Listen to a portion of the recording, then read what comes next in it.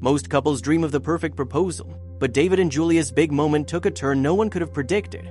At first, it looked like a picture-perfect Saturday at the zoo, but just as he dropped to one knee, a baby hippo appeared at the glass. Seconds later, the animal's frantic behavior was the thing making headlines. But before we start, smash the like button and make sure to subscribe if you haven't, and hit that notification bell so that you won't miss any new stories. David and Julia had been dating 4 years, and a sunny weekend at the zoo felt like the perfect Saturday. Julia loved animals, especially the bigger ones, while David enjoyed the calm of walking together. They packed light, only a camera and water, since they wanted to explore slowly. But David had something else hidden in his pocket, a secret burning his mind. For weeks, David had been planning this moment. He had purchased a ring, chosen after asking Julia's sister for advice, and today, he intended to ask the most important question of his life. As they walked the winding paths, Julia kept stopping to read signs and take pictures. David laughed, enjoying her excitement. She asked questions about giraffes, elephants, even meerkats, as if he were the zookeeper. Finally, the enclosure came into view. A massive glass wall built into rocky surroundings held a large pool stretching behind it. A few visitors pointed at the hippos drifting lazily under the surface. Julia's face lit up. "They're so cute," she said, rushing closer. David followed, swallowing hard. This was the place. He knew it was time. He couldn't wait longer. Julia pressed closer to the glass wall, watching the movements under the water. One hippo rested near the back, eyes peeking above the surface. David's hand slipped into his pocket, gripping the ring box tightly, his palms now sweaty. David reached for Julia's hand. She looked surprised, but happy, tilting her head curiously. "What's going on?" she asked. He forced his voice steady. "There's something I've been meaning to ask you." Her eyes widened as he pulled out the small black box. Julia gasped, hand flying to her mouth. Slowly, David lowered himself onto one knee. David looked up at her, heart pounding, and said the words he had practiced countless times. "Julia, will you marry me?" Her body trembled as she looked down at him, overwhelmed. Everything hung suspended. Neither of them noticed what was happening just behind the glass. As David knelt, the baby hippo drifted closer, curious about the commotion. Its little eyes blinked as if studying the ritual. Julia hadn't turned yet. Her eyes stayed locked on David. The question lingered in the air, waiting. Julia's hands shook as tears spilled down her cheeks. "Yes," she whispered, then laughed through sobs, repeating louder, "Yes, of course I will." She pulled David up into her arms, nearly knocking the ring box aside before he slipped the band onto her finger. Cheers erupted behind them. They turned toward the group standing nearby. Julia, still beaming, waved, adding, "It's the happiest day of my life." They expected claps and smiles. Instead, the crowd's eyes remained fixed, staring past them. David frowned, glancing at Julia, who looked equally confused. A few people pointed, whispering loudly, the words blurred together. "Why aren't they looking at us?" Julia asked quietly. David turned his head slowly, pulse quickening. He followed their eyes, realizing something else had captured attention. Together, the couple turned around, unsure what they were about to see. The answer pressed against the glass. The baby hippo that drifted closer earlier was no longer calm. Instead, it twisted in the water, flipping backward in a clumsy but graceful motion. High-pitched squeals echoed through the glass. Julia's mouth dropped open. "Is it doing tricks?" she asked, half laughing. Children laughed, clapping at the spectacle. Adults pointed phones, recording the display. "That's amazing," someone said. "I didn't know they could do that." Another added, "It must be begging for food." For a while, it looked like entertainment, the animals spinning, kicking, squealing as if performing. David chuckled, squeezing Julia's shoulders. "Guess our engagement got upstaged by a hippo," he joked. More people joined, clapping and cheering as the hippo repeated acrobatics. The sound of laughter mixed with squeals as the animal rolled again, splashing hard against the glass. Julia found herself clapping too, unable to resist the joy. Our story just went from proposal to circus act. But the performance didn't stop. Minute after minute, the baby hippo repeated the flips. Its squeals grew louder, echoing strangely. Laughter faded, phones were lowered, and guests began drifting away. David lowered his phone. "Guess the show's over." But Julia stayed focused on the hippo, which continued twisting, restlessly. "It hasn't stopped once. This isn't just for attention." Her voice had a tremor. David's expression changed. The hippo squealed again, flipping hard enough to ripple the water. "You think it's trying to say something?" Julia nodded. "I think it's calling for help." They approached a nearby zookeeper and explained the behavior. At first skeptical, the man agreed to see for himself. He called a colleague. The two zookeepers spoke in hushed tones, their faces tight with concern. Eventually, they returned and asked Julia and David to walk with them. "We have to go inside," one said. Julia and David agreed, surprised by how seriously the staff were taking the matter. Then came an unexpected request. The zookeeper asked Julia directly if she'd be willing to help inside the enclosure. "The baby hippo gravitates toward you."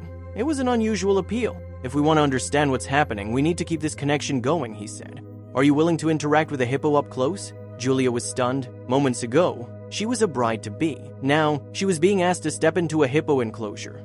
She turned to David. He encouraged her. After a pause, she agreed on the condition that David join her. The team reviewed the plan, then led them around to the enclosure entrance. The heavy gate opened. The hippo spotted them instantly and squealed, as if relieved. Julia and David followed closely, the zookeepers carrying poles for protection. The hippo climbed out of the pool and waddled directly to Julia. "That's not normal," one of the keepers murmured. Baby hippos rarely approach strangers, especially with their mother nearby. Where was her mother? Tension grew as Julia, David, and the zookeepers scanned the enclosure. "Maybe she's behind the rocks?" Julia suggested. They moved further in, staying alert. The calf stuck close to Julia, whining with each step, pulling at her heart. The enclosure was large, scattered with boulders, pools, and shaded corner. The zookeepers led the search, checking the common resting areas. Nothing stood out. Julia noticed something. The baby seemed to be leading them, pausing every few meters to look back and squeal. "It wants us to follow." David hesitated, but soon recognized the pattern too. The zookeepers watched cautiously but didn't interfere. The zookeepers examined the area but saw nothing at first. "Behind the laurel bush," she said. The foliage, dense and about 6 feet tall, stood in the corner of the enclosure. It was large enough to conceal something, and it did. A zookeeper pushed through the thick bush and disappeared momentarily. Seconds later, he reappeared, face pale. "Oh my God," he said. "There's a hole big enough for a full-grown hippo to escape through." Suddenly, everything made sense. The baby's desperation, her attachment to Julia, the endless flips. "The mother must have gone through that hole," the zookeeper said. "And the calf came to you because you gave off a maternal energy. Hippos are smart. They pick up on things like that, even from humans." Julia was amazed, overwhelmed by the idea that this little one had trusted her so deeply. But the mystery's resolution only led to a bigger problem. Beyond the enclosure lay wild forest land. The zookeeper explained, "This enclosure is at the farthest corner of the zoo. There's nothing stopping the animals from walking into the wilderness. That forest goes on for miles." With tension rising, Julia took a deep breath and stepped forward. "Follow me," she said, pushing through the bush and stepping beyond the zoo's border. She glanced down at the baby hippo, now resting by her feet. "We trust her," she said. "She knows her mother better than any of us. She'll lead the way." The baby hippo squealed once and then took a brave step forward through the sandy soil of the forest. The group followed the small hippo into the dense forest beyond the zoo's fence. The forest thickened, branches tangled and low. A lost mother hippo was unpredictable. David squeezed Julia's hand. The calf squealed louder, bounding ahead before pausing, leading them towards something hidden. Through a break in the brush, they saw movement. A massive gray figure shifted in the shadows. The mother hippo. She stood still, confused, her breath heavy.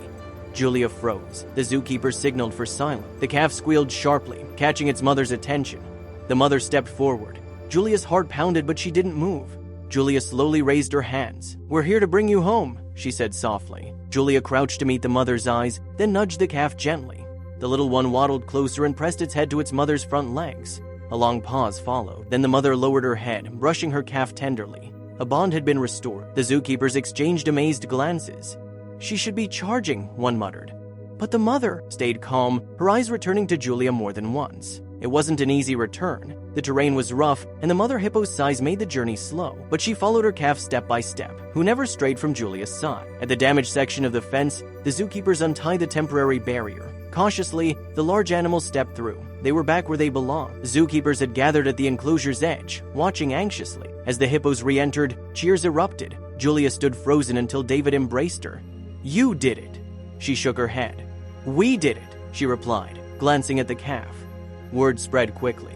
Julia's bravery and unique bond with a baby hippo captured everyone's attention. As she and David left, applause followed them, this time louder and more heartfelt than during their proposal. The zoo staff never forgot Julia's role in rescuing the calf's mother. They presented her with a small plaque, thanking her for her courage and intuition. "Not many people would have listened to a baby hippo's signals," the director said. In the months that followed, their story became family legend. Friends repeated it at gatherings. Strangers were moved when they heard it. Julia and David didn't mind. Each retelling reminded them of the trust and connection that had sparked it all. On quiet nights, they often recalled those early moments. Their marriage, like the hippo's call, had been about listening to what truly mattered. The zoo became their sacred place, a symbol of beginnings and belief. Years later, with their children in tow, Julia and David returned again. The calf, now fully grown, still turned its head when they appeared. Their kids pressed their faces to the glass, laughing at the giant creature. David wrapped an arm around Julia. "Full circle," he whispered. She smiled, heart full. Life, love, and the hippo forever bound in their story.